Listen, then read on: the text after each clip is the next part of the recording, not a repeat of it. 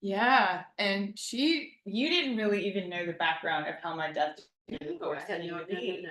I didn't do. Yeah. So I kind of want to start there, and then I want to tell you all our journey, like what brought us here, and our vision for how we want to help that person in every family. There's the miracle worker, go-to person, at least one, sometimes more than one per family, but there's at least one medicine healer that is that go-to person that tends to the well-being and the welfare of everyone in their family, and people come to them with questions. Hey Lauren, welcome, welcome. And you all can totally pop questions in at any time. It may take me a while, but I'll stop when I'm going to ask Teresa something, and then I'll be looking to see your questions. We've just decided that beyond training people who feel a calling to go into this work professionally and to hold space for people professionally as facilitators, we want this work to be available to every person, because this is like birthright stuff. This is like drinking clean water and breathing fresh air. This is part of our nature to help those we love die well, and to be a part of that, the beauty way of that, which is why I love shamanism. It's the path of beauty. It's the path of creating beauty and love, Yeah. where it's absent, and enhancing beauty and love where it's present. And like you said, that one person in the magic worker, most of the time people don't know that that's who they are. They just know that maybe they care enough for the person who is in the end of their life to want it to be better for them. So, like I said, some people don't know, but that's what we want to show people is how you can do that. Yes. And you're right. Some of these people just naturally have been being those miracle workers for their friends and family. They're all along of like that person that people go to for advice, that person who knows every natural remedy for whatever's going on with their loved ones and their friends. Can you all relate? I bet you can. And the other thing that we talk about is people who know how to embrace the death process are usually really, really funny people. Yeah, right. I mean, this isn't about being gross or sad or any of the above. It's about like bringing this back into our realm and the exile that we've had in our culture about not talking about it. So you have to live better. I mean, the way you live is the way you're going to die. If you live in denial, if you don't want to talk about your heart, then hey, that's okay. Yeah. And I bet a lot of you have seen the movie Legends of the Fall. It's just a Hollywood movie with Brad Pitt, but there's a part that's so poignant to me about this bear that Brad Pitt's character had all those interactions with throughout his life, and that was his death, was ultimately he came to the end of his life fighting this bear. And the last line of that movie is, it was a good death. And indigenous people, our indigenous brothers and sisters, have always known that how you die is very important. Dying with consciousness, integrity, dignity, and beauty. Right. And that is what you all can bring in a microcosm way. You can bring that into your own family units and your own community. And we're big into community. We're going to talk about that a lot today. And then perhaps it is a professional path for you, like it is for us. But I want to start with the fact that I had no intention of doing end of life work. I wanted to get people well. And in my process of growing up in the healing arts, I became a massage therapist at 21. In that process, I was taught through learning energy healing that the win isn't always that you stay alive. People want miracles, but sometimes the miracles and the magic is in the transition process. And I was taught that in a really humbling way that we get illnesses and diseases, and we have accidents for all different reasons. It can be an exit point. It can be a wake-up call. It can be, oh, now I'm really here and I want to stay here. You can't qualify when someone has a particular situation going on. So I learned that. I was incredibly humbled by that with the clients that I worked with, teaching me that sometimes they would transition and that was the win. Right. It wasn't always like, you want them to stay alive and beat this or win against that. The battle against cancer, sometimes that's the portal. That's the beautiful next step. But what really reinforced that for me was my own near-death experience, that I saw death in a completely different way, that it's not an ending or a loss of anything. It is change. And we do have to hold space for the grief that things have changed, but nothing has ended. And if we know how to embrace that and feel very empowered through that transmutation process, life gets so good. It gets so good. So Teresa comes into this Death Doula program that I have that had evolved into an online study course. And this is how that happened for me, you guys. I was creating a shamanic minister ordination program, like a priestess ordination program, because I've been an ordained minister since 2008. Well, that's what I was working on. And the outpouring of interest in death work surpassed people wanting to know how to marry people or do baby blessings or do house clearings. That's all really important work that I love to do as a minister. But the death work was taking this forefront of people asking me, that's all I want. I don't ever care if I officiate a wedding. I don't ever care if I do a blessing way ceremony for a baby. Could you just teach me how to do end of life support? And all on its own, my Death Doula course just truly made itself, which is true of everything I've ever done in my life. That was my path. The path is just there. It totally created itself. I told this group that did it with me in the beginning, if you want to come live with me, we'll create this content and we'll put it out there for all the time, all the massage therapists, all the yoga teachers, all the energy healers that are going to begin to lose their clients because their clients are going to transition. And who's more comfortable for you? Who do you look to in your life than someone that's been working with you for years and years and years? Sometimes we see our massage clients more than we see our own family members, So that's how it went with me. Is I love these people. I've had people as my regular clients in my life since 1995. When things would happen with their bodies, minds, souls, spirits, emotions, I was there. And it was a natural progression for me to be there to support them as they died. And I'm sure a lot of you remember these medicine men and medicine women lifetimes where this is not your first rodeo. This is not the first time you've held space for people as they grieve, as they celebrate, as they transition. You know this. So I found myself in these homes with, I wouldn't know a lot of their family members, but I knew them really, really intimately, and I wanted to be there. And their family members started introducing me as the Death Doula. And I was like, well, isn't that cool? Like what's this all about? What's Death Doula? I like it. I've been privileged to be a part of 6 births with clients and family members. And so being on either side of these portals is such a gift. It's so sacred. So Teresa comes into the time when I have all this content curated online.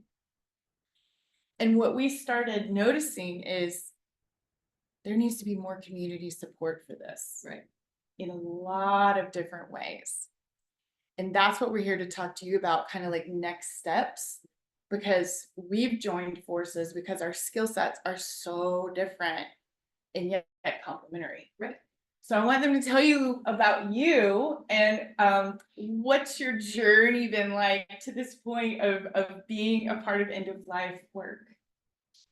Well, I was thinking about that. And my main thing is life.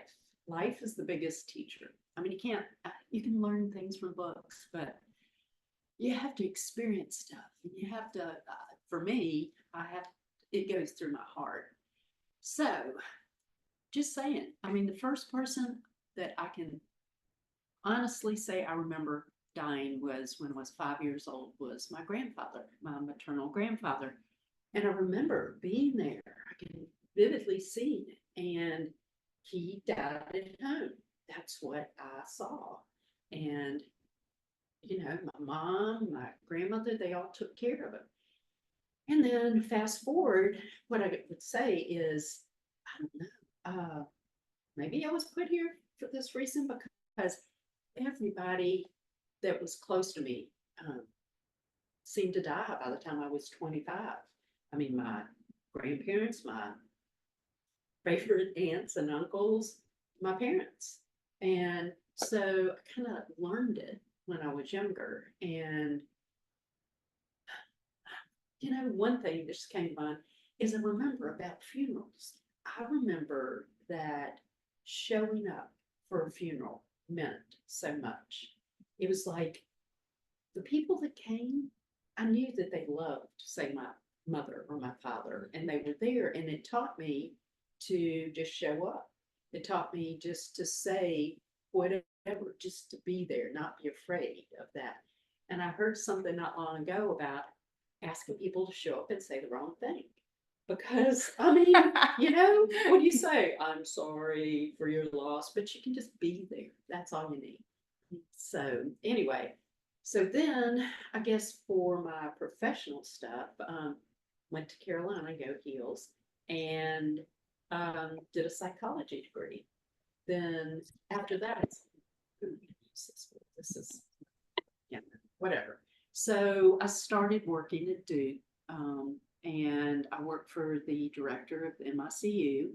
So there was a lot going on there with people in the ends of their lives or in an emergency. So after that, I had a friend that at age, say, 30, he had a stroke, brainstem injury, and had a stroke.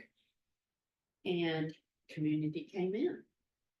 His wife, they had a young child. Community came in and we set up and spent the night with him because she couldn't every night. Spent the night with him, and I remember being in there in the dark. He was paralyzed, couldn't speak, and the nurses that came in during the night, nobody was around. Some of them were just not nice. Some of them did not have the heart that I thought. So after that, it's like I decided I wanted to be a nurse. I wanted to be an advocate for these people. I wanted to be able to spend time with them. So I did. And then I went into nursing, and then, times change, and you really can't spend that much time with a patient. I mean, and it's gotten worse. Doctors in and out, nurse, you got to get this many patients. So after working in family practice, I decided to go to hospice because, again, there was just this seed in here that made me happy, and people would say, oh, God, how can you do that work? It's so hard. Isn't it depressing? You lose people. And I'm like, no, that just lights me up. So I did that. I worked at the hospice home, and then I was the head nurse in a small community's hospice where we went out to see the patients. There again, not in the hospice home, but out in the community. I remember there was this one lady that had advanced ALS. She sat there all day by herself in her chair, and she could do a few things for herself. But I remember going, and she needed a catheter. The one I had brought, something was up with it, so I had to call in to someone to bring me another catheter. Already gotten her in the bed, got ready to do it, and it was pitiful. there was, I mean, it was just she and I, but what I meant, it was pitiful because I had to just keep her laying there where waiting for somebody else to show up and bring something. And that is another thing. Hospice is wonderful. Hospice is a great thing. I just feel like in our society now, there needs to be a bridge between the families, the person, and how much time hospice can spend with people. Mhm. So that's in there for seeing some things. I guess it's kind of brought me here. Yeah. And you were in the trenches, Yeah. and you were in the complete flip side of the two worlds. Right. You know, like we've come from two worlds Mhm. in a beautiful marriage Yeah. of the in between, knowing that they're both really important. The medical aspect of things Right. and the spiritual, holistic aspect of things. So I want to address too, because it goes right along with what we're talking about here, Lauren. Funerals making you anxious. What I feel like this is, and you all being the way showers and the change bringers of that, is when a funeral comes from the heart and is done in complete authenticity, creativity, like saying, show up and say the wrong thing. Right. You know, think about how many people are awkward and afraid. They don't know what to say when it comes to loss. See, we have another comment here. Jessica, I find myself helping those that have passed, but I don't realize that they're no longer on the earth. Ooh, good point. And one thing that's happening right now, as the earth is really changing her frequency and she's in an ascension process, and our bodies reflect everything going on with her, our bodies are also in ascension and major transformation, is a lot of us are reclaiming pieces of our soul that have been fragmented for a really long time. And a lot of people are feeling like they're just now here, so to speak, like, wow, I'm here, I've arrived, because they're getting all of those pieces back where souls are so multidimensional. And that's another thing that we can really bring awareness to, and hope for people that they don't have to be afraid of the death process. They don't have to be anxious about the funeral ceremonial aspect of it if it's done from here, and not all from a linear place of, oh, this is going to be stiff and awkward. You know, I had a lot of people come up to me after my dad's funeral and say, is it weird for me to say this? I had a really great time. And I feel bad for saying that, you know, and that is the gift that you all can give your communities, is going, we leave end of life scenarios and situations lighter for it, not heavier, Right. not more bogged down. That's the gift that you can bring. My mom even said to me this morning, she's like, what a gift you all are giving as you build community and support around this. She's like, and I know you'll have fun. She's like, you're going to be talking about death and you're going to have fun. And that's our goal for you all today, is like, ask anything, feel free. Be really casual and comfortable about this, as we've been weaving together all of our life experiences around this topic, because we both have a lot to teach someone that can help them hold space. Because basically that's what you're doing. You're holding space, whether someone's bringing life in or a life is exiting into a portal of transformation, which is all death is. We can educate other people on that too. You are learning how to hold that space. We have grief workers in this group right now. Heather Feather holds grief circles, and she teaches people how to overcome that obstacle of feeling like you don't know what to say, because really all we need to do is love each other. Yeah. But she's actually taken a lot of time to learn technique on that, just showing up and being your most bright, beautiful, authentic self, and not feeling like you have to have all the solutions. Nope. You have to have it figured out for someone else. It's a beautiful thing, just to love them.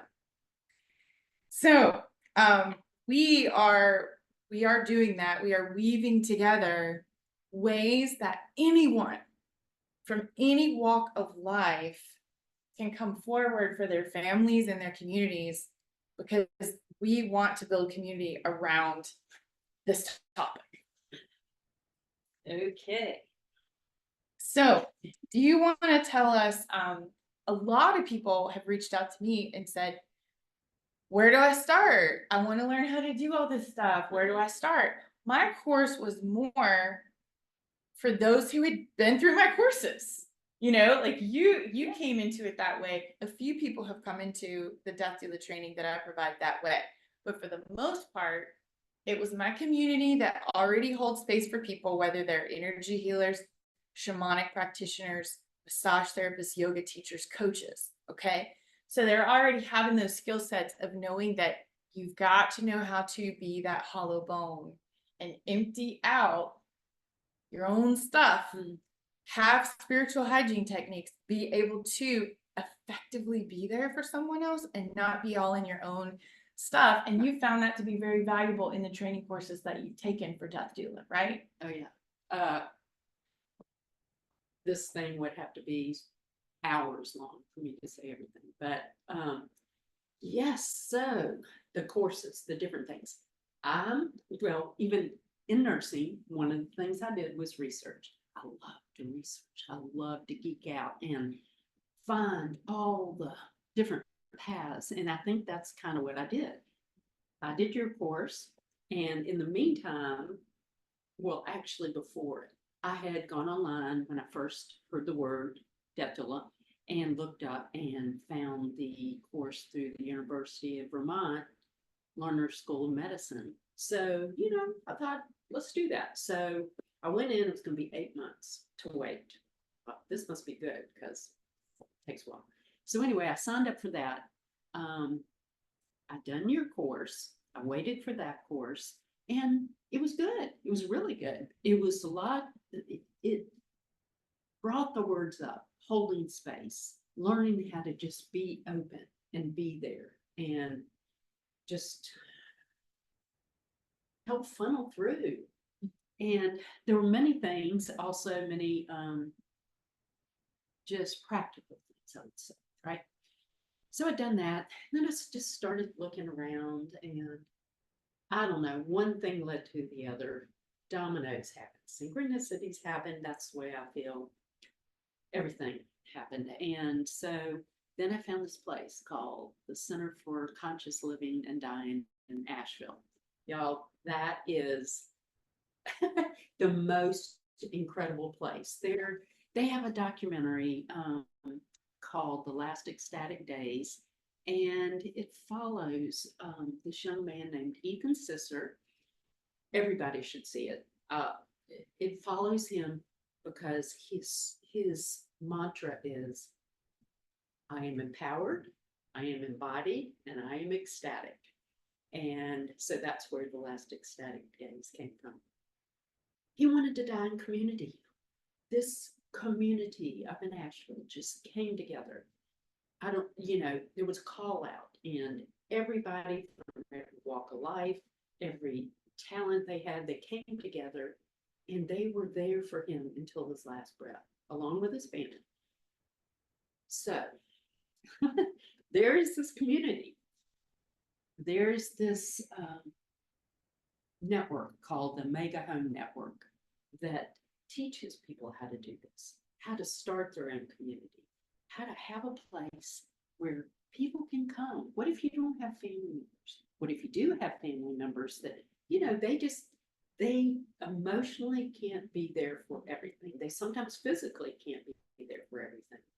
But a place you can go that's absolutely free, that has volunteers that just want to come in, share their heart, empty themselves out, and just see the beauty in it all. What I would say, just how you mentioned opening yourself up and dealing with what goes on, their course just awakened me to see that's what you have to do. I mean, in life, you have to address your inner selves, your fears, your anxieties, and whatever patterns and things that you have to address them so you can be open to be able to share somebody else's anxieties, etc., and help them along. Yeah. So, And that holds true with everything I teach. I could never teach someone how to do energy work if they didn't know how to step out of whatever is going on for themselves, which the more you learn how to be clear and be that hollow bone, as indigenous people call it, you're leaving all your own stuff out of that. And that's what's so beautiful about having a professional facilitator at end of life.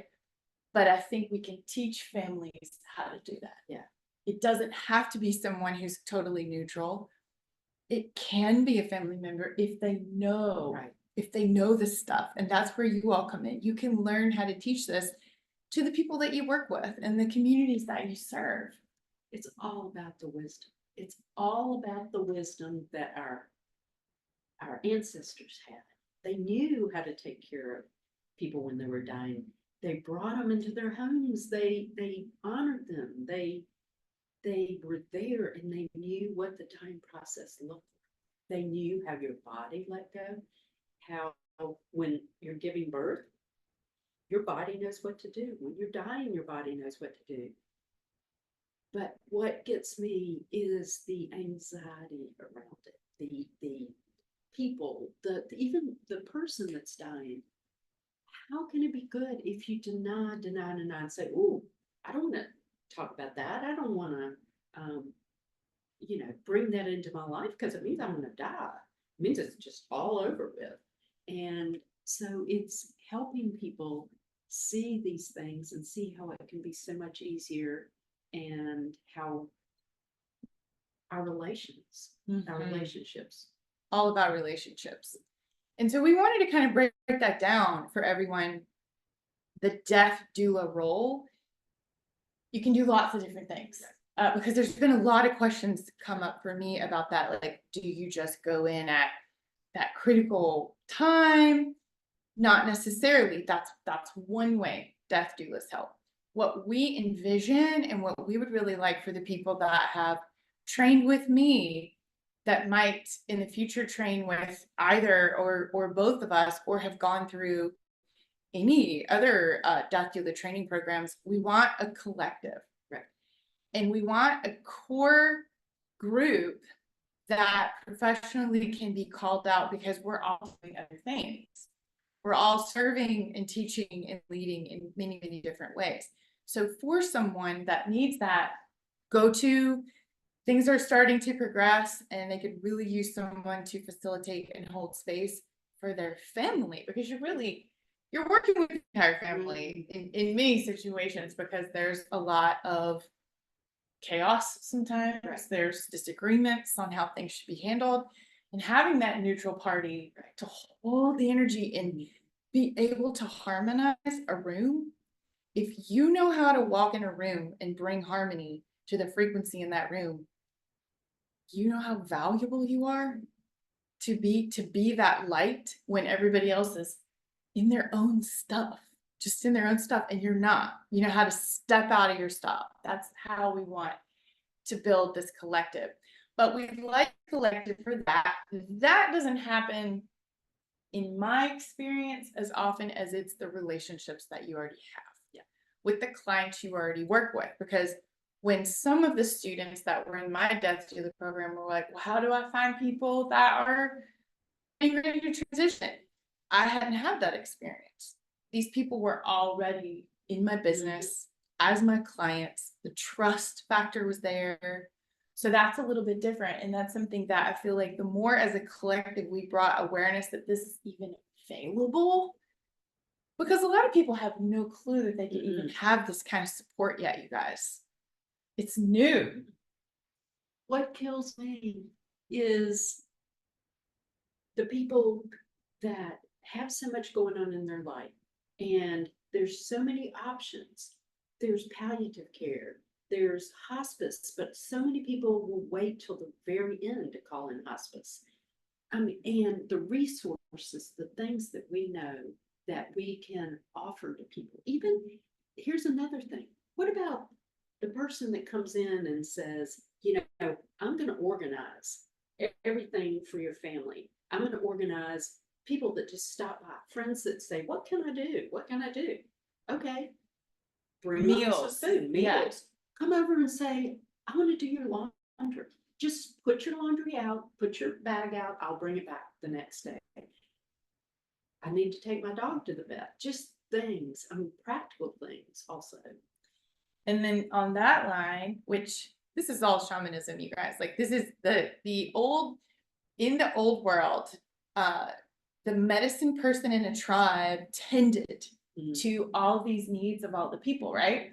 So we don't have the tribal structure now. So for ourselves, in our own little units of family and friends, we're the shaman. We're the medicine person, and we're definitely having to be the shaman of our own life. Very, very important. And it's that masculine feminine marriage that is all medicine men and women had, the balance of the yin yang, masculine feminine energy, where those linear things super important to put out there, that you can offer those services. I will sit down with you and I will help you understand the logistics of the forms you need to fill out. Right. The meal, like organize a meal train, like those are all very linear masculine aspects of like planning out go-to people to assist. The person who's the closest to that person who's dealing with this does not have the capacity at that point. Yeah. That's the position I had to be in when my dad suddenly passed. It was me. And my brother and I were just like spinning. Right. Like what, and I remember not eating very much because food is just like, and I thought to myself, that's why people bring food, because you cannot be doing everything at once. Right.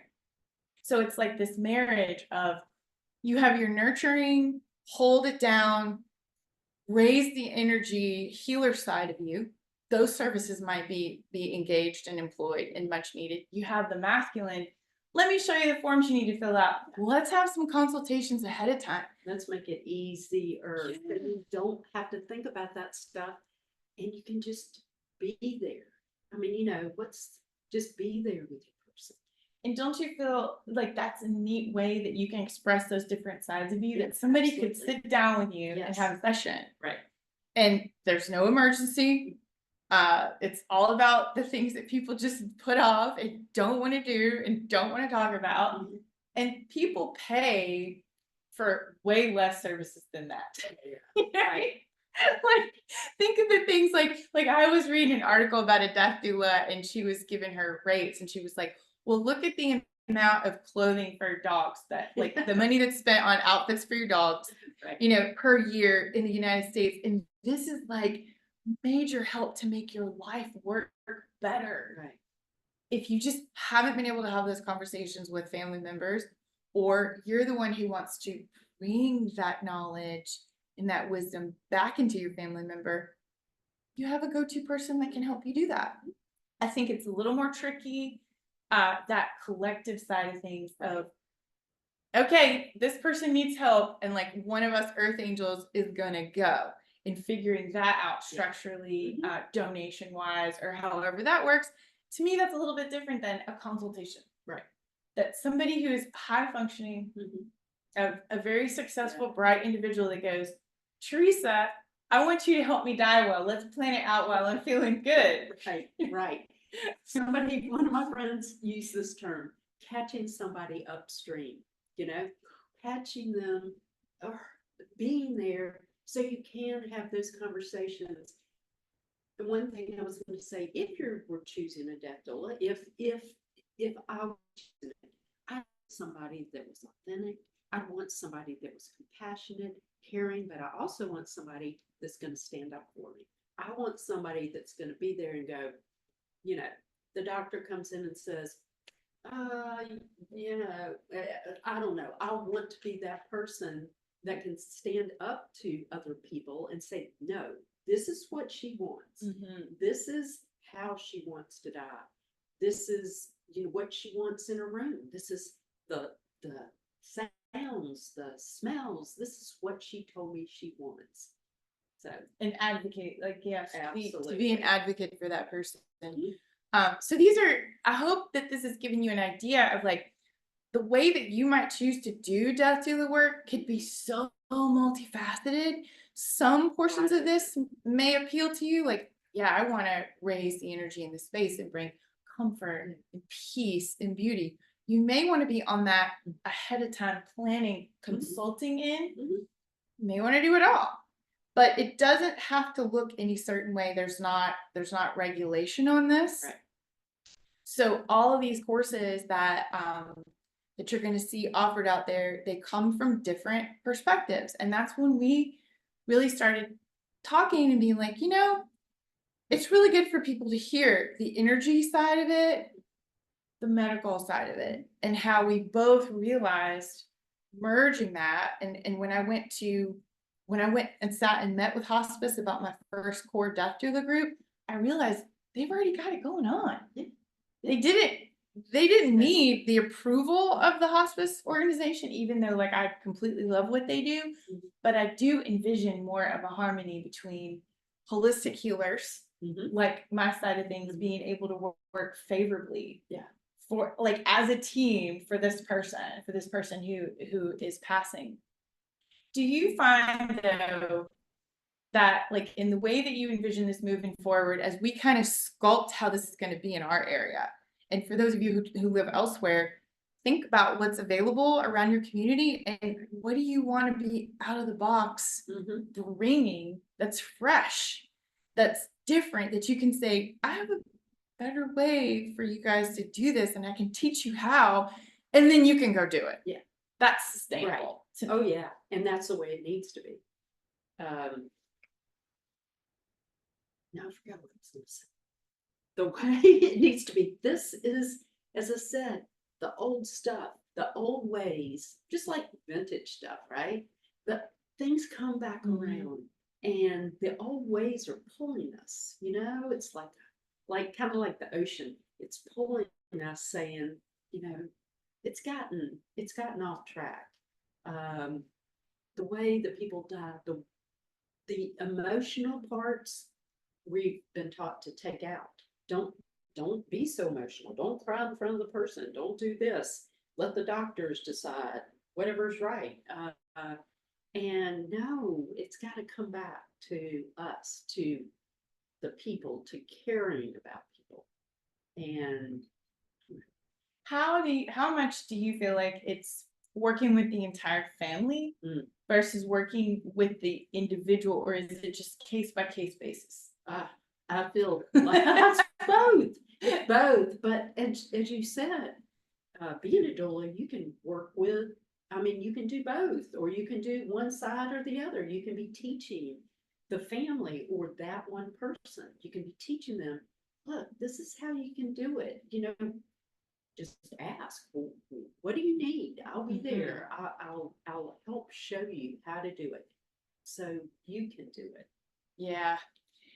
And we just really wanted to bring this awareness to you all of like what's possible. You have two people here who can definitely help you in multiple ways. What we're going to do first of all is a very straightforward 2-hour training that anybody could do to help their own communities and family members. So we're going to do like our first death doula like skills, tools. We're going to do that on the evening of Wednesday, August 28th, 6 o'clock to 8 o'clock p.m. That will be a by donation course, and it will just start to build our skill sets coming together naturally, easily. I want everybody to have this information. Yeah. It doesn't have to be people who are facilitators. It doesn't have to be people who like see clients professionally. It can be like it naturally happened with me, but it can also just be, what if you're that person who changes it all for your family? What if you're that person who brings in documents like the 5 wishes, and we're going to go over that. I didn't realize until I got into trying to do the 5 wishes with my husband, how much we needed it. Right. How much we needed to have those conversations, and for you to be this beacon of light that you can be like, let's have those conversations, and let's not be all morbid about it. Let's just bring this information to light and not wait until it's mission critical Right. emergency. This all doesn't have to be an emergency. And one of the things I love, I had a lot of guest teachers come in my program. So Deborah, one of my favorite guest speakers, well, they're all so good in their different ways. I can't say but she like does all this like body preparation and how you can die at home and how you can have a funeral at home and how you can be so empowered because there are so many things that are legal that nobody knows are legal. See, that's what I'm talking about. So many things that are legal, but then there's so many things that people don't know as far as like DNRs and what you have to have, where you have to have it posted. Again, logistical things, but so many things that people don't know that they need to know, or and things about wills. What if you haven't updated your will? What if you have a family member that you want to receive everything or give everything to, and you haven't updated your will, and just things like that that no one really wants to think about. They say, oh no, it's not time for me yet, but you never know.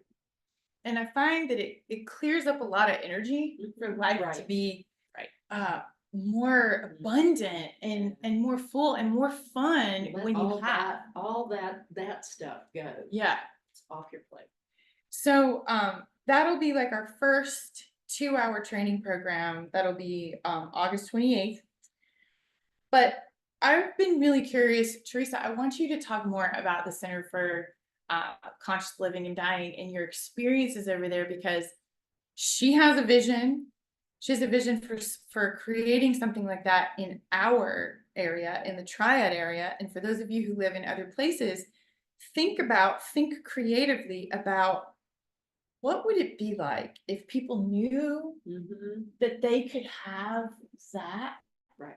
as an option, and that it didn't have to be scary hospital machines, interventions that might be invasive at the end. It's a beautiful scenario over there. Tell us about, if you would, about the fire. Oh my gosh. Okay. So, like I said, there's a system called the Mega Home Network. Back in the AIDS crisis in New York, people started having communities where some of the people that were outcast or their families didn't want to take care of them or were afraid, they could go somewhere. They could be together or have people there that cared about them. So it kind of came out of that. I just looked at the map before we did this. And in North Carolina, there is the Conscious Center for Living and Dying. And in Asheville, there's one that's trying to get started in New Bern, which is kind of the opposite ends of the state. There's nothing around this area. There's nothing around Raleigh, Durham, Chapel Hill, which I've heard a little something about trying to start one there, but there's definitely nothing in our community. So what it's like there, which is the perfect model. This is something that anyone could apply to go to there. There is a couple of people, the director, the elder council, who will decide who's best to come there. So you apply. Well, you get in touch with them, and they come out and visit and say you could be someone who, you're nearing the end of your life. I believe you can stay there 2 months, is what I think. You can, and there were a couple of people that graduated that stayed there and they got better. And I'm going to have to say they got better because of the love, of the caring, of the nutrition. They all focused on them, and then they kept living there. Right? But you go there; it is absolutely free. I believe you can have 3 beds, 3 suites where you can have people. But it's not under regulations. You don't have, it can be a nonprofit. Hospice comes in, they come in, they do all the things like they do, they supply the medications, And then they're just people that come, that they're like maybe 250 volunteers now. Wow. They just come in. It's all on a volunteer basis. It's funded by people. Rich people, people that just do, say, $20 a month, whatever, if you have that vision. But people can come in free and they can be taken care of and they can be loved. And it's just like having an extended family. That's what it is. And they light a fire as soon as Yeah. someone gets there. How does that work? No, there's so many cool things. There is a fire that can be lit if the person chooses when they stop eating and drinking. Because mostly, I mean, your body shuts down when you stop eating and drinking, or there's something called VSED where people do that, voluntary stopping of eating and drinking. That can happen anywhere to hasten their deaths. I mean, it's your choice. But anyway, when you stop eating and drinking, they light a fire. There's a firekeeper. There are many volunteer firekeepers. They stay by the fire 24 hours. And that fire is not put out till you take your last breath. And that's for them. That's like That's an for honoring of them. An honoring of them. And you can, I mean, there are people there that they come to see their own fire. Just, it's amazing. And you're saying you're allowed 3 beds, like that's for people to come and stay with you? Right. I mean, it's a house. It is a house where, say, the main floor, they even have the top floor, their Airbnbs where people can just come, maybe the family members want to stay there, or just people like me. Maybe I just want to go up there and be in the mountains and hang out and learn how to live better. I mean, just by being there. Oh yeah. But then there's, as I said, there's 3 independent rooms. There are direct caregivers that are there 24 hours just for you. And whatever you need, whatever your family needs, whether it's food, whether it's talking, whether it's having other people come in, whether it's celebrations, it's just whatever you want. How long has that place been there? So I believe it's this the 2nd year, 3rd year. It took, you plant a seed, right? Mm-hmm. And then sometimes you have to wait. Sometimes there's a pause. Sometimes you're thinking this is never going to happen. But whatever's meant to happen will happen. For sure. And that's what you really speak life to too, because our interests and our passions are unique to us. We want to help in different ways with all of this kind of work. But what do you envision? What do you want to see happen in our area with our community? I would love, okay, this would be my vision. Again, there would be a house. It would be away from, away from the city, or more so in the woods and the trees and nature. But where when you come in, this is like CCLD, their house is called the Sanctuary. When you drive in, it's just there. And it's just the feeling, somewhere where you feel loved, somewhere where you feel protected, and you're gonna be able to experience the best into life that you can. And people, other people have got to want that to happen. There got to be people out there, any of y'all, that resonates with them. And again, it's bringing people together that say no more. We can't just have, say, for me, myself, I don't want to go to a hospital and with a bunch of beeping machines and die. I don't want to do that. I mean, I want my family to take care of me. I will sure as hell take care of my family, or whoever wants me to. And I just want there to be a place.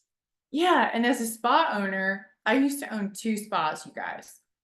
And everything was about how it smelled, how it sounded, how it looked, colors. Colors are important. I want that. Yeah. I want to be in more of a spa setting whenever I transition, and I want energy healing, and high frequency treatments and all the things. It's like, if you've ever wanted any of those luxury healing things, why wouldn't that be the time? So that's my vision, is that it matters what it looks like around you. It matters what it sounds like and smells like. And I'm more like, what I'm super passionate about, which is what I think is such a great blend for us to talk, is I want to support the miracle workers. I want to support all of you as you go into the scenarios and you go be in the situations. I want you to come back. Like, that's really what excites me, is like, after I started making online courses in 2020, when we got shut down, and my passion was just to support the miracle workers, to support the healers in whatever capacity you're doing that, whether you're a coach, whether you're a hands-on healer, does not matter. But my feeling on it was so strong, of like, there needs to be refreshment, there needs to be restoration. And I can create an 8-week program. I can create finite amounts of time for coaching containers, but the way that I see this work with you and I supporting people in community with death is the way I see supporting facilitators. I'd rather it be ongoing, smaller bites that are sustainable and digestible, and it's here for you. So that's what I'm doing. I'm doing like a monthly mentorship program, starts in September, and it's called The Fountain. And I can't teach everybody everything that I have learned in 30 years in a 8-week program or 12-week program or whatever it is. And I really don't even think, in this new energy that we're in, it works that way. Because I feel like, if you're starting to do end of life work, the training comes when you're with that person, when they take their last breath. Then you need restoration. You need new skills, new tools, because immediately you're going to grow in a quantum way. The first time you assist someone to die, it's going to quantum expand you. Then where are you going from there? How are you going to hone and refine your skill set? That's something that I also wanted to ask you, because I know we got to wrap up at 1:30, but you took care of your sister. And you mentioned to me the things you wish you'd known, the things that you've done differently. What are those things? Can you share? Okay, whoever's on here that knows me will know my sister Gail, or would know. We're right here in her place. She's here with us. Anyway, so 15 years ago, even though I had done hospice stuff, even though I had been around people that were dying, it's different when it's your family, right? Yeah. And I was her medical power of attorney. So I was the one because she trusted me, and I know that, because she trusted me to do the best for her and from my heart. So it came to, she was in the hospital for 6 weeks. There are things when I look back that I wish I had done differently. Things that I feel like she probably suffered a little more, or because I wasn't ready to let her go. She had never told me what her vision was or what she wanted, but I wasn't ready to let her go. And I said to myself, I'll know when I know, because she was on life support, and I'll know when it's time to tell the doctors, okay, this is it. But what I was glad I did, and this is one thing, when someone that you love dies, you don't want to have regrets. You want to know you did everything you could for them. So that's the thing. There's certain things I do not have regrets. I was there. I was her advocate. I was there every morning when her doctors came in, asking questions, doing whatever. So there's all that. I mean, I was there with her, but when it came down to it, I wish I'd let her go earlier. I know she was the sweetest person, and I know she would say, it's okay. But there are things that I learned from that experience that, thanks, Gail. but that I would love to share with people. Mm-hmm. Yeah. Nothing will teach you and grow you like Right. death. Right. Nothing. Can't do it ever. If you're a family member, you can't do it ever. What do you wish? Let's close out with this. And I want you all to like pop any questions in the chat that you have right now. What do you wish more people knew about dying since you've been around so much of it?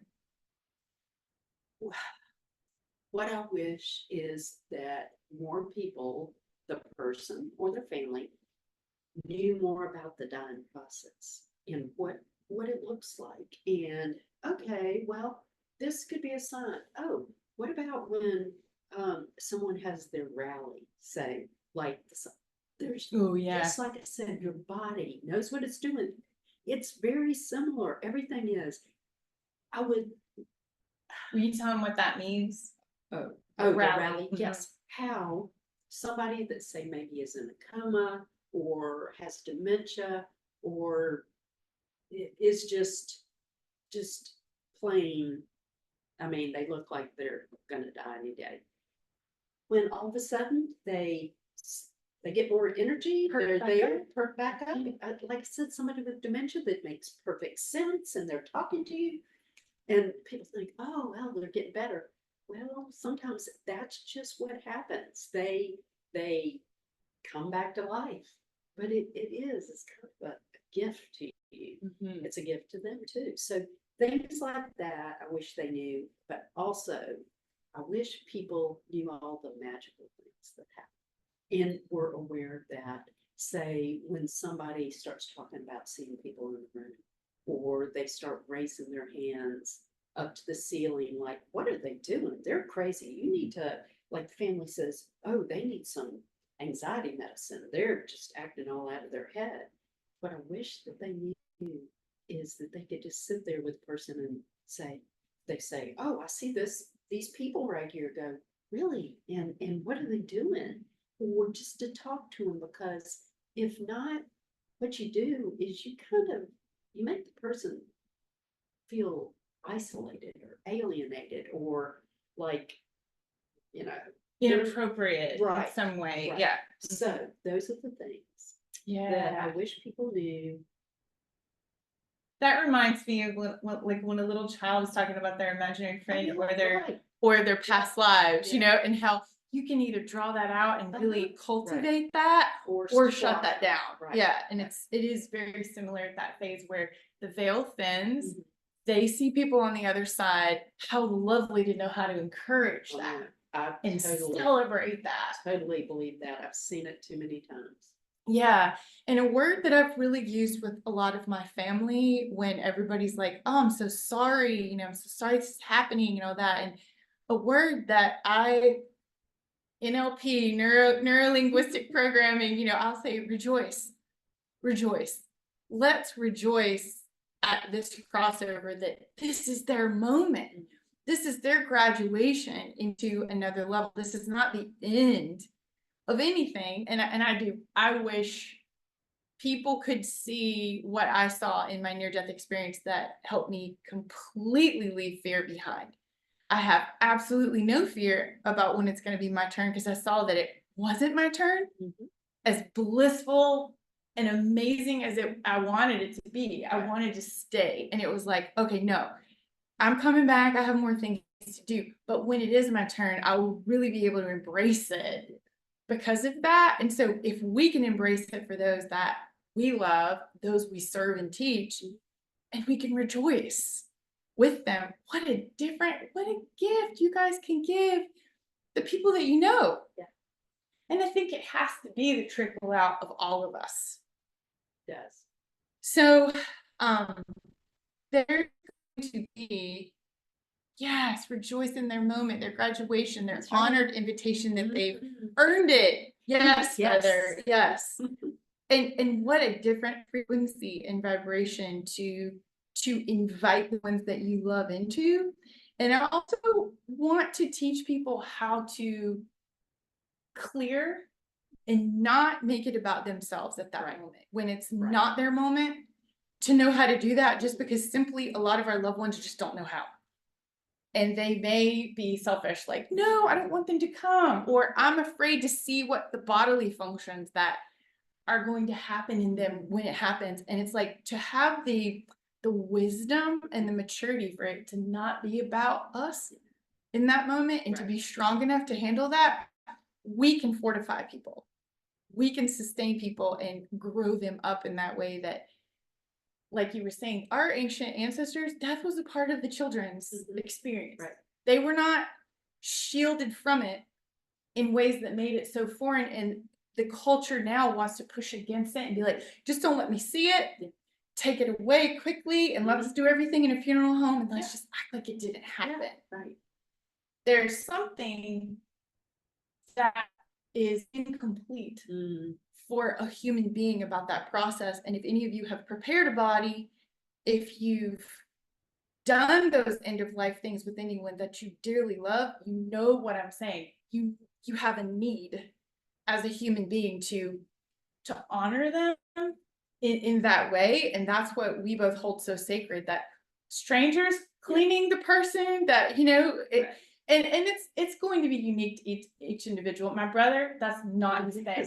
You know, I have to, you know, anoint with oils and, you know, like do my whole thing. And he's like, I'm so glad that's just not me, you know. But what I've been able to do with my brother, though, is bring him more fully into the experience so that he can be complete when these things happen to the people that we share, that we love so much. There's not a right way to do it. No. So you all are the go-to miracle workers. We're here for you. Right. What I envision and what I want, and I want to speak this into the circle, into this collective right here. I want to support and lift up anybody who wants to educate, serve, and be of assistance in this way to our community. We want to see the community here in the middle of North Carolina grow, so that you all are doing your own educating programs and doing your own grief work and rejoicing with these people and bringing sacred ceremony to this process. She's got this vision, and so we want to put that in there. Why not have a place that people could come and die and be surrounded with, and be comfortable, and have help the people, help the family members, help that one person, or underpin them so they can do their thing with how they want to honor their family member or friend or whoever it may be. yes, Star Bear, Feather. And also too, you all can do a lot of work with people with their animal relations too. We're not just talking about being death doulas for humans, are we? Like you're definitely looking to learn a lot and hold a lot of space for the creatures, when the creatures that we're so connected to. And I do want to share this, because we could do like we may even do like a whole module on this. Animals are furthering their evolutionary development as souls too. The more they are loved by a human, the further it catapults them into their own spiritual growth. So I want you to keep that in mind when you're dealing with the clients that you work with. They're going to be in deep grief when there's the loss of a creature that we love, and that creature chose them to love up on them so good that they could do their evolutionary process. And so we can also rejoice for those creatures. They didn't just stop existing. They were loved so much that they advanced spiritually as well. We're here for questions. This beautiful woman is ready at the point in her career to sit with people and find out where they are and find out what they need. And I think that's just going to be so unique to each session that you do, right? Yeah. I want to be there in any way that someone needs. I mean, look here. I don't know if y'all saw the picture with the lion and the butterfly. Number one, I am a lion. ask everybody. I will support you. I will be there for you. But, and then there's the butterfly part, I got the heart. And so, hey, whatever you need, just contact. Let me know. You How can, can they get a hold of you? well, so, all right. So I'm just going to give you my email. If you want to talk to me, nothing, just talk to me for free. See how we get along. My email is my name, and it's Teresa. I'll put it in here. Okay, put it in there. TERESA @Yahoo, or The Artistry of Dying. That's my website. Well, actually, my website's being worked on, but The Artistry of Dying .gmail. So you can, or @Gmail. You can send me anything there. I'll get back in touch with you. And more to come. So you all can do this. We want you teaching this. Right. We want to lift you and support you and equip you so that you go spread awareness about how to die well. The world needs it. The world needs this medicine. And you are going to have your own unique teachings with everyone you encounter, every animal you help cross over. And we're here for you. Right. So let us know. Let us know what your challenges are with all this right now. Is it bringing the awareness to your families? Is it that you're losing a lot of clients or students all of a sudden because people are getting older? And I think that was what brought this like influx of interest into my educational programs about it with COVID. Because like I had never in a 2-year span, I lost more clients. They weren't all old. Some of them were just dying from COVID. Some of them were 60 years old. And I would really love for my husband to like have sessions with you, because you all know how this is. If it's your family, it's different. And when I sit down with him with the 5 wishes documents, which I'm also going to put you all the link to the 5 wishes, gotta get it. It's like $2 or something. Like it will make your life a lot easier. The 5 wishes, when I sat down with him, I started realizing that I was like, there is something really valuable in having someone, not your family, help you with all this. Even though I have been a death doula to family members, God will put you in those situations. Like if you need to be the one, you will be. But also there is value in that, of having that neutral third party that's not in the stories, not in the karma that you and your family are working through and healing. That's a really important thing too, to remember that you can ask for help. Somebody outside of the little family unit. So we will wrap up, but I would love to just come back together with you all and connect all of our hearts. Because if you took the time to do this, you are a miracle worker. Thank you. And from my heart and Teresa's heart to yours, let's create this web of support that weaves a tapestry to all of the hearts of all the people that are doing this awareness work in death positivity. And let's feel each other. Let's feel that love. And we're here for you. So have a wonderful day. Reach out when you need us. Okay. And let us know. We'll send you the link for Wednesday, August 28th. That's going to be a very clear outline of like, we're going to teach you these things in 2 hours, someplace to start. That was one thing that I noticed, is so many people were like, I don't really know where to begin. So yeah, have a beautiful day. And thank you for sharing this time and space with you. Thanks. We love you. Bye.